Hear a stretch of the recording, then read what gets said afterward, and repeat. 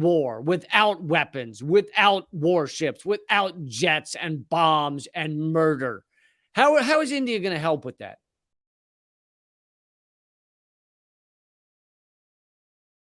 Biden and Modi's bromance that just took place, and I'm going to show some of this clip from the White House press conference about it in a moment.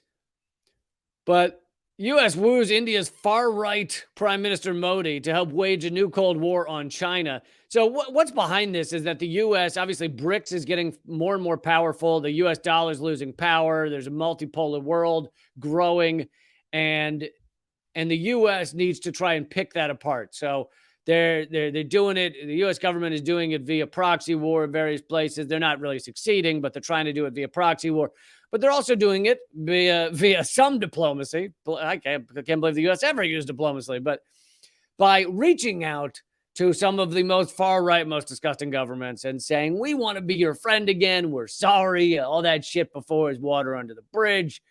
Let's move on. So they had a big show last week by bringing Prime Minister Narendra Modi to the U.S., Narendra Modi, and they rolled out the red carpet, despite the fact he's a far right winger.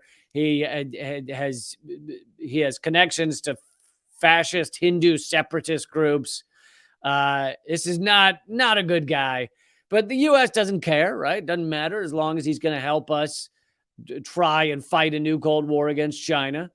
And Joe Biden rolled out, it says in the article, proverbial red carpet for Modi, touting a new era to strengthen our partnership for decades to come as the U.S. seeks to recruit India for the new Cold War.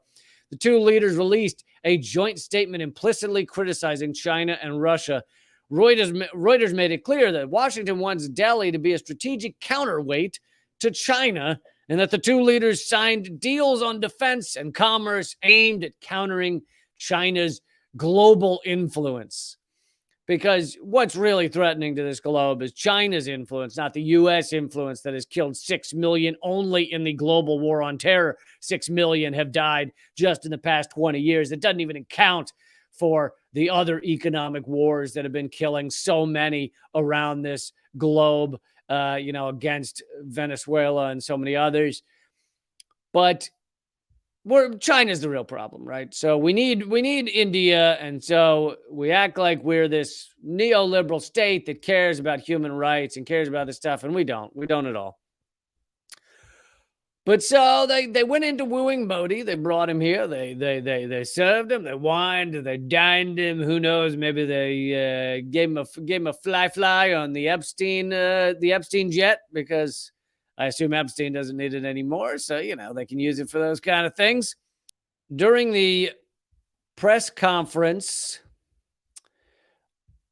right after this took place, during the press conference, they had the spokesperson, the national security spokesperson, John Kirby, speaking to reporters.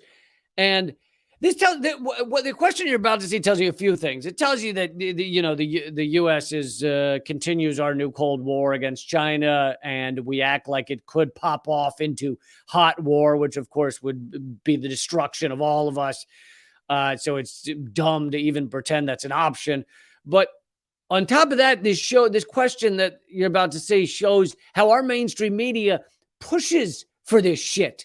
They push for new Cold War. They push for us to be at the brink of nuclear war. They push for the fucking worst world you can imagine. Our mainstream media sits in these ivory tower rooms, and they say, are you sure you don't want to go to nuclear war? Are you sure you don't want to push China a little more? Are you sure? Is India going to help us to push China into war? I mean, it's just breathtakingly repulsive. But take a look. On Taiwan and India, what does the U.S. expect India's involvement would be at this point if China were to invade Taiwan? That's up to the Indian government, Prime Minister Modi, to determine. So you can't say anything about whether anything was discussed along those lines with As I said earlier, clearly our mutual challenges with the PRC in the Indo-Pacific was a matter of discussion. The Indians have been very vocal about their concerns too, with respect to what the PRC is doing. But I don't have anything more specific to read out to you in terms of the conversations specifically regarding Taiwan. All I can tell you on Taiwan is our policy has not changed. And then on the adventure. So, like I said, this mainstream media reporter is trying to push the spokesperson for our national security. Like, is India going to help us in a war over Taiwan? Are they going to help us in our proxy war that puts us ever closer to nuclear war? Is India going to get involved too? Like, basically begging for a war to spiral out of control into some kind of world conflict. That's what our media does. It never does the opposite, right? You never see those rarely. Occasionally you'll see some journalist from another country ask a question like this, but in general, the press corps that is allowed in that golden room, they're never going to say, hey, how are we going to make sure that if conflict begins, it doesn't spiral out of control and doesn't involve too many countries? How are we going to make sure that that we allow China room so that we are not pushing for some sort of hot war? How are we going to allow for cooperation? Is India going to get involved in helping us solve our problems with China without war, without weapons, without warships, without jets and bombs and murder? How is India going to help with that? Right? They never ask that question. Instead, they ask the reverse. They say, is India going to jump in on this thing? If we start shooting guns, firing bombs, are they in it with us? That's the only question they'll ask, because our media is always pushing for more of that. They're pushing for the most disgusting, horrific scenario, and that is how that media personality got that job, right? That's how you work your way up in that media. If any of those journalists ask the opposite, they are kicked out of that room, and often they're kicked off of that network. So that's what you're seeing right there. But then, of course, this also speaks to Kirby's answer. I'm not getting into any of that. Also speaks to the U.S.'s right now. We have a completely nonsensical foreign policy because we are a cornered tiger. We are trying to keep hegemony. We're trying to keep empire around this world. So we've created this new Cold War against China as best we can. But at the same time, the U.S. is realizing, oh, we have waning power. Our power is decreasing. And we cannot fully disentangle from China. China is a massive power with massive corporations, and our corporations sell crazy amounts of products to their population, and they get stuff made for incredibly cheap there so they can sell it to the American population. There's so many ways that the U.S. and China, not to mention them owning most of our debt, is irrevocably intertwined. So the U.S. is trying to be friendly to China.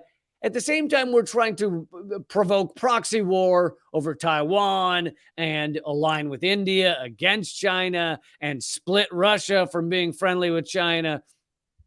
All of that is going on simultaneously. Biden, back, in front of donors quietly, although it came out, is calling President Xi a dictator. And then publicly, at the same time, Antony Blinken's meeting with President Xi. It's like, you can't have it both ways. Either you get to have diplomacy with China, or you get to be a twat bag to China. You can't really try and do them both, because China looks over and they're like, I think you're full of shit.